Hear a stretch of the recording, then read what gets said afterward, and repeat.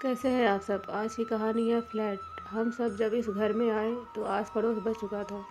Building में रहने वालों का एक दूसरे के प्रति स्नेह व अपनापन था। आवश्यकता पड़ने पर बच्चों को पड़ोसी के पास छोड़ हम अपने जरूरी काम निपटा कर आ जाती और मेहरी के छुट्टी लेने पर पड़ोस की बाई आकर काम कर जाती। बिल्डिंग के आगे बगीचा, गेट पर खड़ा चौकीदार बच्चे बड़ों को सब बहुत सुरक्षा का एहसास दिलाता। हम दोनों, हमारी 1.5 साल की बेटी रिया, छोटा सा परिवार था हमारा। सुमेंद्र एक बड़ी कंपनी में काम करते थे। रात देर से घर लौटते और अक्सर शहर के बाहर भी जाना पड़ता था। सब परिवारों का आपसी मेल मिलाप था, बस ठीक हमारे ऊपर रहने वाली माँ बेटी को छोड़कर। वे किसी से मिलती जुलती नहीं। सबको लगता कि बेटी का तलाक हो चुका था। हमारा फ्लैट दूसरी मंजिल पर और उनकी तीसरी मंजिल पर। सीढ़ियों पर उनके आने जाने की आहट सुनाई पड़ जाती। माँ 4 बजे के आसपास लौटती, बेटी 6 बजे के आसपास लौटती। 1-2 बार सीढ़ियों पर मुलाकात भी हुई। सब उनके बारे में नकारात्मक सुनकर मैं उत्सुक भी नहीं थी उनके मैत्री का हाथ बढ़ाने में, बिना सच को जाने। रिया ने जब से चलना सीखा वह एक जगह टिककर बैठ ही नहीं सकती। विशेषकर शाम के समय नीचे खेलते बच्चों की आवाज़ सुनते ही वह नीचे जाने की जिद करने लगती है। उस दिन सुबह से ही मुझे तेज बुखार था और उसे नीचे ले जाने की हिम्मत नहीं जुटा पा रही थी। सामने खिलौनों का ढेर लगाकर मैंने उसका मन बहलाने की बहुत कोशिश की, पर वह नीचे जाने के लिए जिद किए बैठी थी। इतने में धोबी प्रेस के कपड़े ले आया। दरवाज़ा खोलते ही रिया सीढ़ियों की तरफ लपकी और नीचे जाने के लिए मचलने लगी। मैं परेशान खड़ी थी, क्या करूं, कि सुमंगला ऊपर आती दिखी और आकर रिया को पुचकारने लगी। मुझ पर नज़र डालते ही वह समझ गई कि मेरी तबीयत ठीक नहीं है। जब उसे पता चला कि रिया नीचे जाने के लिए जिद कर रही है तो वो रिया को नीचे जाकर घुमाने के लिए तैयार हो गई। उसने मुझे आश्वस्त किया कि वह रिया का पूरा ध्यान रखेगी।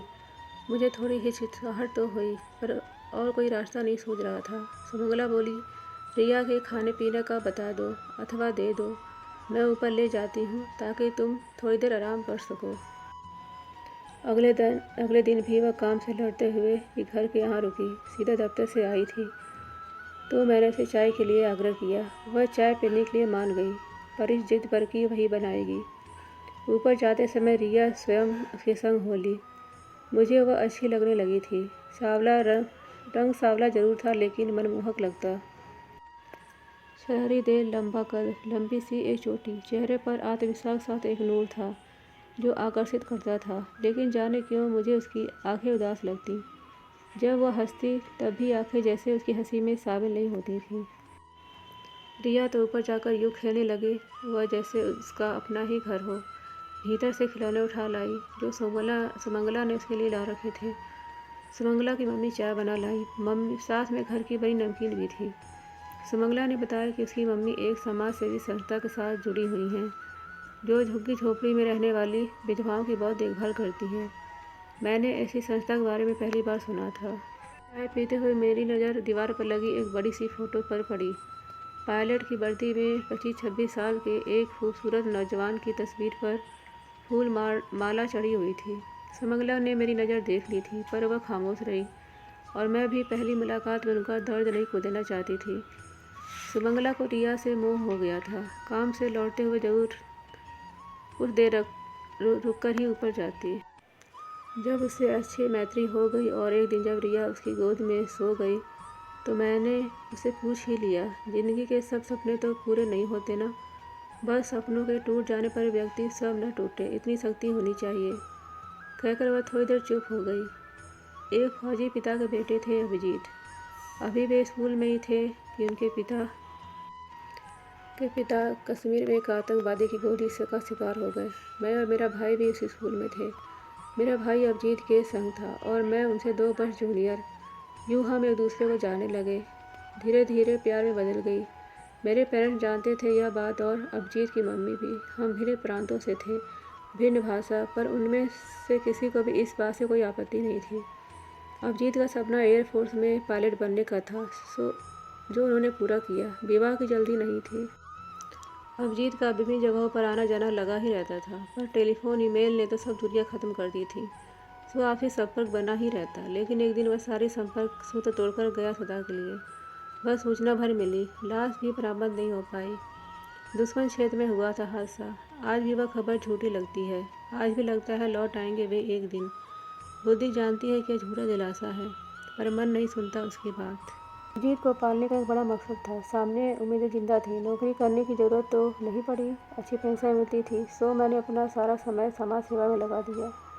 परंतु अभिजीत के जाने के बाद से बुरी तरह टूट गई मैं। यदि सुमंगला ने सहारा न दिया होता तो इस हादसे के बाद उसके अपने पिता को दिल का ज़बरदस्त दौरा पड़ा।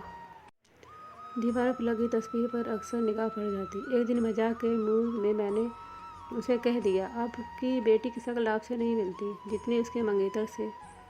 सहसा जैसे उनके चेहरे की हंसी किसी ने छीन ली हो। कुछ क्षण रुक कर बोली, यह मेरे बेटे की तस्वीर है, ना कि होने वाले दामाद की।